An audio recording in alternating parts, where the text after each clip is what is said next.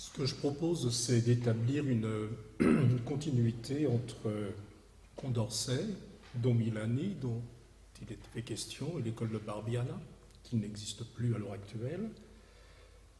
Le premier Alexandre Ernel, pas celui de Libres enfants de Sumérie, c'est à partir du journal d'un instituteur en campagne qui date de 1915, et, on va dire, les méthodes actives, la pédagogie institutionnelle, Célestin Freinet et Fernand Houry.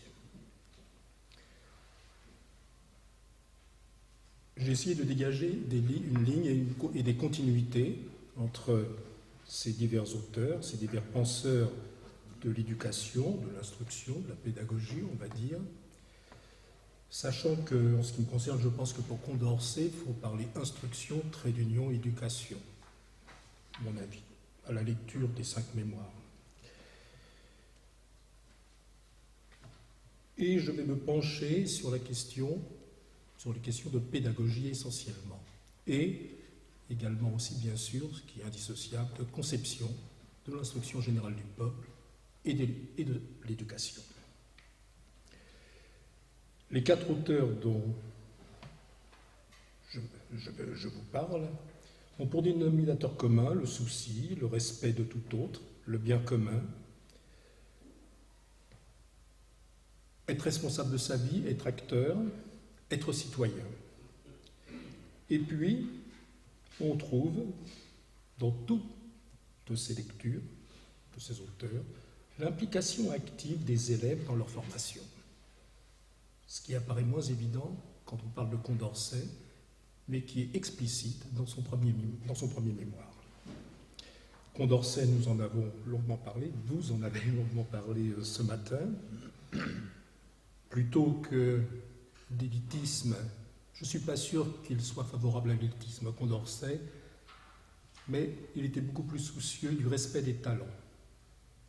Parce qu'il y a un écart entre l'élitisme et le talent, entre la mise en compétition générale des gens entre eux et leur permettre l'émergence de leur qualité. Voilà, je ferme la parenthèse. Mais le mot n'est pas bon, effectivement. On peut dire que le mot n'est pas bon. C'est très différent. Élitisme et talent, à mon avis, c'est très différent. Condorcet, bon, ça a été dit, c'est le concepteur, à mon avis, de l'instruction générale du peuple. Lors de la Révolution française, il présente les principes d'une école républicaine, publique, même s'il préserve le privé, comme ça c'était souligné, dans une idée de diversité, non pas de mise en compétition, au nom de la liberté, de la démocratie. Vous pourriez en parler tout à l'heure, il n'y a aucun problème. Laïque et gratuite, qui doit instruire les enfants, les adultes, les hommes et les femmes. Et, on le dit peu souvent, c'est lui quand même qui est à l'origine et qui a pensé la formation de toute personne, de tout citoyen, tout au long de sa vie. Ce n'est pas seulement les lois de l'or en ce qui concerne la France. L'objectif, c'est qu'ils deviennent des citoyens guidés par leur raison et soucieux du bien public. L'ambition du projet est à l'échelle de la profonde transformation de la société portée par la Révolution française et surtout par la Déclaration des droits de l'homme et du citoyen du 26 août 1789. Catherine Kensler, spécialiste de Condorcet, précise: pour Condorcet, la question des Lumières est liée à celle des droits de l'homme. Devenir majeur et se saisir soi-même comme sujet rationnel sont une seule et même chose. Elisabeth et Robert Badinter apportent un éclairage sur le plan éthique, en citant une source du côté de Turgot. De Turgot, Condorcet a appris à faire passer les vertus sociales avant les vertus privées et le bien public avant les intérêts particuliers. Condorcet va traduire ses conceptions en matière d'instruction générale du peuple dans les 5 mémoires sur l'instruction publique, 1791, et le rapport dont nous avons parlé tout à l'heure, le rapport et projet de décret relatif à l'organisation générale de l'instruction publique, présenté à l'Assemblée législative les 20 et 21 avril 1792. Mais je vous parlerai plus particulièrement du Condorcet pédagogue, qui s'oppose sans hésiter à la mise en compétition et la mise en rivalité permanente des personnes entre elles. Je cite Condorcet. « La vie humaine n'est point une lutte où les rivaux se disputent des prix. C'est un voyage que des frères font en commun et où chacun, employant ses forces pour le bien de tous, en est récompensé par les douceurs d'une bienveillance réciproque, par la jouissance attachée au sentiment d'avoir mérité la reconnaissance ou l'estime. » Il poursuit en invitant à s'engager dans une autre voie que celle de l'élitisme, du mérite et de la compétition, sans nier les talents. Je cite Condorcet. « L'habitude de vouloir être le premier est un ridicule ou un malheur pour celui à qui l'on l'a fait contracter, et une véritable calamité pour ceux que le sort condamne à vivre auprès de lui. Celui du besoin de mériter l'estime conduit au contraire à cette paix intérieure qui seule rend le bonheur possible et la vertu facile. L'école doit éveiller le désir d'apprendre, de découvrir, d'expérimenter, cela quelle que soit la situation sociale ou les difficultés individuelles. Éveiller l'intérêt pour l'étude à partir des apports de l'enseignant, tout en s'appuyant sur les centres d'intérêt de l'élève, sont des principes qu'il soutient. Il écrit. Il arrivera souvent, d'un autre côté, que des enfants dont l'esprit annonçant une lenteur voisine de la stupidité, réveillés par l'étude dont les objets ont avec leur âme une sorte de sympathie, développeront des facultés qui, sans cette facilité de choisir, seraient toujours restées dans l'engourdissement. Si l'on doit diriger l'instruction vers les connaissances qu'il est utile d'acquérir, il n'est pas moins important de choisir, pour exercer les facultés de chaque individu, les objets vers lesquels il est porté par un instinct naturel. Et une institution qui ne réunirait pas ces deux avantages serait imparfaite. L'ambition portée par l'encyclopédiste est à la hauteur des enjeux d'une société en mutation. Et tout un chacun doit avoir accès à l'instruction, donc apprendre à lire, à écrire, à compter, à penser, à débattre, à se perfectionner dans tous les domaines, les sciences, les techniques, la philosophie. Et il soutient, il ne suffit donc pas que l'instruction forme des hommes, il faut qu'elle conserve et perfectionne ceux qu'elle a formés, qu'elle les éclaire, les préserve de l'erreur, les empêche de retomber dans l'ignorance. Il faut que la porte du temple de la vérité soit ouverte à tous les âges.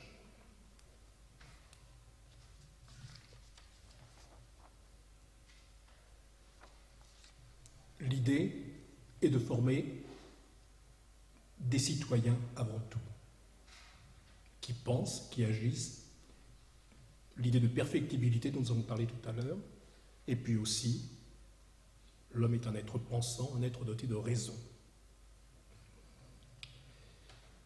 Ces propos exigeants de Condorcet, certains n'hésiteraient pas un instant à parler d'idéalisme, si ce n'est de rêverie. Et pourtant, loin des classes de l'école caserne actuelle, des pédagogues ont emprunté des chemins plus en conformité avec une éducation fondée sur la créativité, l'expérimentation, la curiosité, les centres d'intérêt, la coopération, le souci de l'autre et bien sûr le travail. Il s'agit d'inviter, et les enfants se posent des questions, il s'agit de ne pas avoir des réponses à toutes les questions et d'avoir, il faut dire, les réponses avant que les questions soient posées. Dans les années 1960, en Italie, dans la montagne toscane, dont Lorenzo Milani, qui est prêtre, crée l'école de Barbiana qui recevait des enfants de paysans ne bénéficiant pas de la possibilité de poursuivre leurs études après le cycle primaire. Dans Lettres à une maîtresse d'école, rédigée par des élèves, donc des élèves rédacteurs, présentait la vie dans ce lieu où l'on travaillait tous les jours. Il n'y avait pas de chronobiologiste à l'époque. Et en se donnant de très fortes exigences. La pédagogie adoptée dérogeait des normes habituelles. Je cite, « Il n'y avait pas de récréation, il n'y avait pas de congé, même le dimanche. » Pris dans une dynamique positive, les élèves ne se posaient pas la question de l'alternance des temps de travail et de congés, dont les apprentissages les mobilisaient et les ouvraient sur le monde. Le style de travail privilégiait l'entraide, Ainsi, les élèves ayant la maîtrise d'un sujet et ceux devant bénéficier d'explications plus longues. Ils découvraient alors le travail et la patience que demande la transmission des connaissances. Être précis dans ses explications, éveiller l'intérêt pour le sujet et donner l'envie d'apprendre. Les nouveaux élèves étaient étonnés de l'absence de toute notation. Leur changement d'attitude n'était pas immédiat. Ainsi, ceux qui copiaient mettaient un peu de temps pour comprendre qu'ici, il n'y avait pas de carnet de notes. Et les rédacteurs du livre soulignent « La politique, ça consiste à s'en sortir tous ensemble, l'avarice à s'en sortir tout seul. » À Barbiana, il n'y avait pas de mauvais élèves, mais des élèves en recherche, qui travaillaient à leur rythme et s'appuyaient sur des centres d'intérêt pour apprendre et se former. La lecture du journal, l'histoire contemporaine, les langues étrangères. Chaque matinée, dont Milani commençait par la lecture du journal à tous les élèves rassemblés dans la grande salle. Et puis, je crois, si ma mémoire est bonne, en Italie, il proscrivait dans son école le football. Ce qui était absolument insensé. Moi, j'ai vu un film, où il raconte cela, et je me suis dit, mais comment il a pu faire? Mais par contre, ils allaient à la piscine, ils faisaient du vélo, mais pas de football. Les résultats du calcio devaient être interdits. À Barbiana, il n'y avait pas de mauvais élèves. De ça, je l'ai déjà dit. Chacun avance, même ceux qui éprouvaient des difficultés. Et cela était plus particulièrement soutenu. Je cite. « Si on les perdait, l'école ne serait plus l'école. Ce serait comme un hôpital qui soignerait les types en bonne santé et qui renverrait les malades. Ça deviendrait un instrument de ségrégation toujours plus irrémédiable. » À Barbiana, les enfants se serraient les coudes pour avancer ensemble plutôt que de donner des coups de coude. Les enfants des milieux sociaux aisés sont préparés à la compétition scolaire à l'aide de cours privés supplémentaires, de répétiteurs et de découvertes du monde en voyageant. Les enfants de paysans et d'ouvriers ont un avenir scolaire programmé d'avance avec les saignées régulières en direction de la vie active. Car ces enfants de milieux populaires n'auraient pas de disposition pour les études. Citation. « Si les choses ne vont pas, c'est que leur garçon n'est pas doué pour les études. » Alors les bancs se vident d'une partie de la population scolaire, laissant sur le bord du chemin des enfants qui ont intégré qu'ils ne sont pas capables d'apprendre, qui ne sont pas faits pour les études. Une telle épreuve ne donne guère confiance en soi ni dans la société. La sélection par l'échec ou le renoncement est une épreuve épouvantable. Choisir et s'orienter n'ont rien à voir avec la sélection et la compétition. Tous les enfants, les adolescents sont vivants, intelligents et curieux, et les talents divers. Les acteurs de l'éducation doivent conserver en mémoire ce postulat et travailler à construire les voies où chacun trouvera son terrain d'excellence. Il n'est pas inutile de rappeler que tous les adultes doivent donner confiance aux enfants et aux adolescents, afin qu'ils puissent croître et apprendre. À Barbiana, il y avait des exigences. Les enfants travaillaient donc tous les jours sans relâche et le niveau d'exigence scolaire de Don Lorenzo Milani était particulièrement élevé. Et ce sont les fortes demandes et la confiance dans les capacités des enfants qui structuraient la démarche pédagogique. Alexander Neil, dans son journal Un instituteur de campagne, publié en 1915, traite d'une certaine manière de toute l'importance du respect des enfants par les adultes. Une attitude qui procure de la confiance en soi et dans les autres. Je ne sais plus si c'est en conclusion de son ouvrage, non, c'est au début de son ouvrage. Neil écrit « Désormais, j'aiderai mes gosses à réaliser. Oui, à réaliser le mot. Réaliser quoi? À vrai dire, c'est assez difficile à expliquer. Je pense que je veux les aider à réaliser ce que la vie signifie.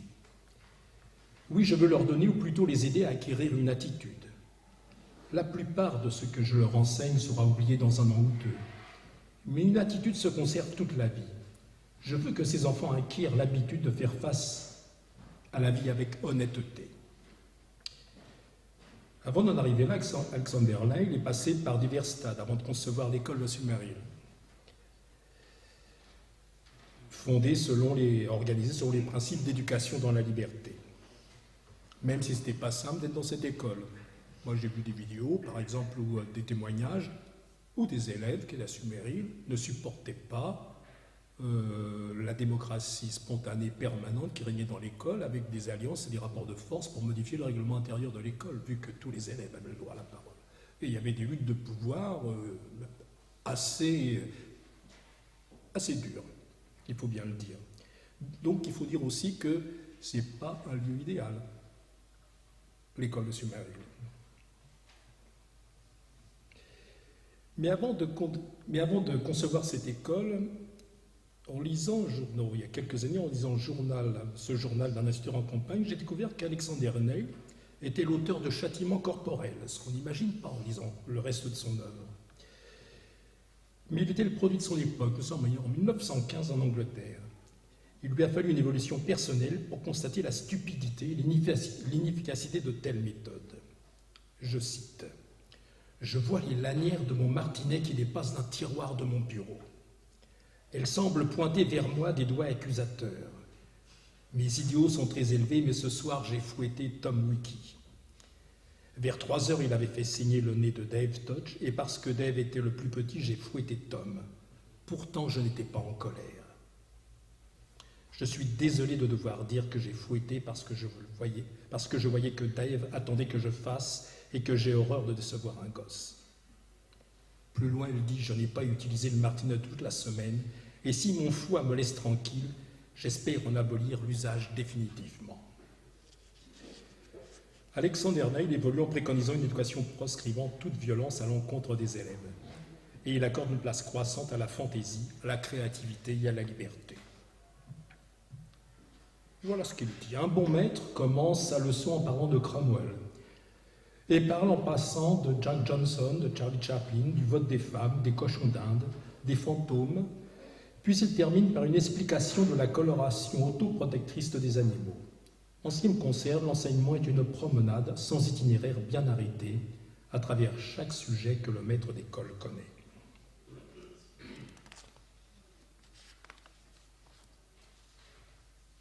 Célestin Freinet est à l'origine de conceptions pédagogiques qui ont largement essaimé et de nombreux enseignants et éducateurs s'en sont saisis afin de les appliquer et de les enrichir. Je vous recommande d'aller voir le film fort ancien de Jean-Paul Le Chanois, L'école buissonnière, qui date de 1949, avec Bernard Blier, dans le rôle-titre de l'instituteur. Le scénario avait été écrit par Élise Freinet, où on voit la mise en œuvre des méthodes actives. Ainsi, la créativité des enfants est encouragée par la construction d'un moulin dans le torrent, puis ultérieurement d'une petite turbine pour produire de l'électricité. Les enfants confectionnent des textes libres qui seront ensuite imprimés et reliés, puis vendus aux parents et mis sous forme d'un fascicule. Une correspondance s'organise avec les élèves d'une classe en Bretagne. Les symboles de l'autorité répressive sont mis à mal, puisque l'estrade va fournir de belles planches à usage de bois de chauffage. Et le plus important, toute violence est proscrite à l'égard de tout autre, et la parole est préférée pour traiter des problèmes et pour réguler l'organisation de la classe. Et dans la fibre romanesque, l'adolescent le plus réfractaire, redoublant si ce n'est triplant, de l'école, en situation d'échec, va se réconcilier avec celle-ci et réussir au certificat d'études. Dans une ambiance conviviale, les enfants sont en posture d'apprentissage et font preuve du plus grand sérieux. Il y a de la coopération, de la créativité, de la liberté et des règles pour travailler ensemble. Et les enfants apprennent à lire, à écrire, à compter et à penser. La caractéristique de ces 3 écoles, petits effectifs et à la campagne, c'est le dominateur commun, c'est un style de vie. Voilà. Fernand Henry a essayé de s'atteler à la question dans la continuité de Freinet. Il entreprend de transformer la manière d'enseigner et dans un même mouvement de repenser l'institution scolaire, qu'il caractérise comme l'école caserne. Les systèmes totalisants, dont l'éducation nationale, s'épuisent dans les directives, les contrôles et les évaluations dont le seul objet, au dos d'une conception erronée de l'égalité républicaine et de l'exigence scolaire, sont la normalisation des manières d'enseigner, l'élitisme et la sélection, j'ajouterai par l'échec, des élèves. À la fin de l'année 1965, la pédagogie institutionnelle adopte sa dénomination à l'initiative d'Aïda Vasquez et de Fernand Houry. Elle privilégie l'implication active des enfants, l'attention à leurs paroles, la construction d'un cadre et d'une relation dans lequel les enfants se trouvent en confiance et en sécurité psychique.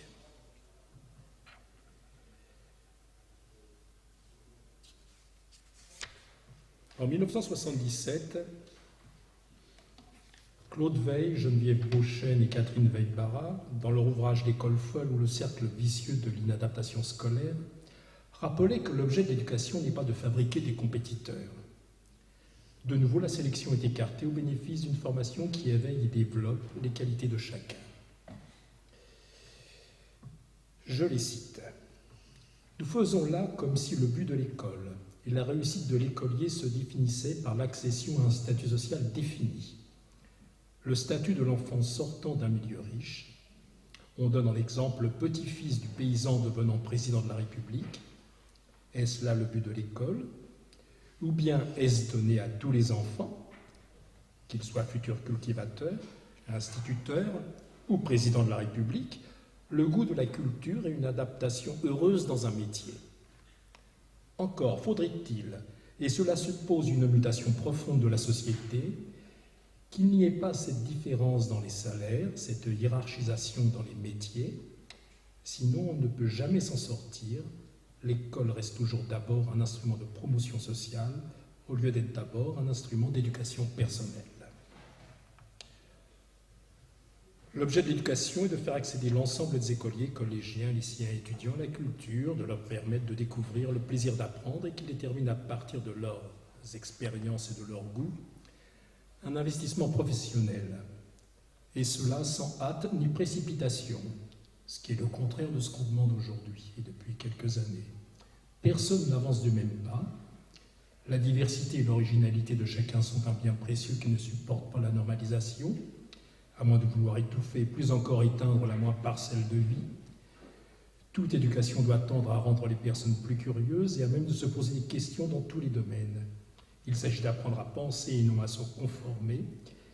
Il est évident qu'il faut procéder à la vérification des acquisitions, non selon le mode de la sanction, mais selon le mode de l'attention et de l'appréciation. Alors s'instaure un compagnonnage entre celles et ceux qui instruisent et accompagnent les élèves, quel que soit le niveau des études suivies. Les auteurs de l'école folle précisent: au lieu de partir de la notion d'échec pour définir une orientation, on s'efforcerait pour tous les enfants de savoir de quoi ils ont besoin pour donner le meilleur d'eux-mêmes.